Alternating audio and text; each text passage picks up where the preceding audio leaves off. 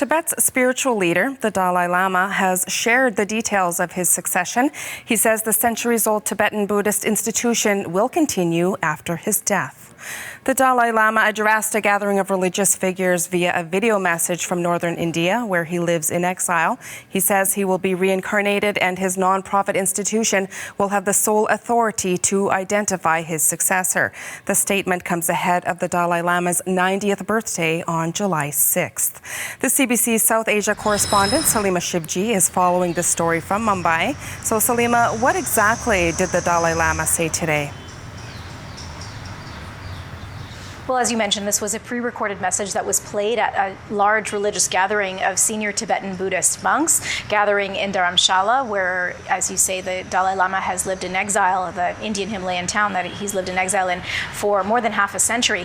So this was a short message, but it was major clarification for what a lot of Tibetans have been anxious about leading up to the Dalai Lama's 90th birthday. So what he said in the message was really quite important and quite key, the spiritual leader specifying that he will be reborn, that he is confirming that the institution of the Dalai Lama will continue, that there will be another Dalai Lama after him. He is the 14th Dalai Lama, and also really specifying that the nonprofit trust that he founded will be the one to identify the future reincarnated Dalai Lama. So that is really very important. He continued to say no one else has the authority to interfere in this matter. And that was perhaps the strongest bit of the pre-recorded message that he sent out today, and what many people were waiting for. That is a strong and clear message to China, which of course has annexed Tibet, rules over Tibet, and China, Beijing, considers the Dalai Lama a separatist after he left Tibet and went to exile in India. So a very major message to China, which has increasingly tried to exert its control, the government control over annexed Tibet.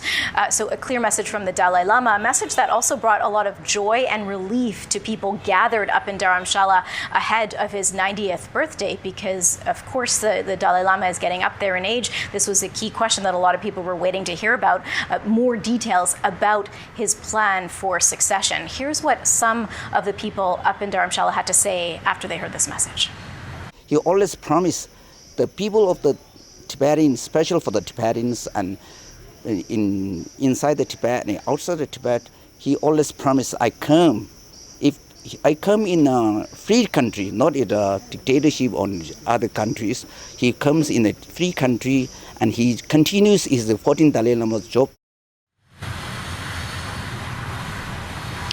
So that, idea that the future Dalai Lama will not come from inside China, that will come from outside, from a free country, that is something that Dalai Lama has already mentioned in the past. And, the messages today touching on the fact that there are distinct fears that, China will try to exert its own pressure in this situation and not be pleased with the Dalai Lama basically saying that his successor will not come from China and will be dictated by his nonprofit, which he founded. So, Salima, how is China then responding? Yeah, as expected, China had a strong message back in this situation. Basically, Chinese leaders have long said that they will be the ones to choose the Dalai Lama's successor.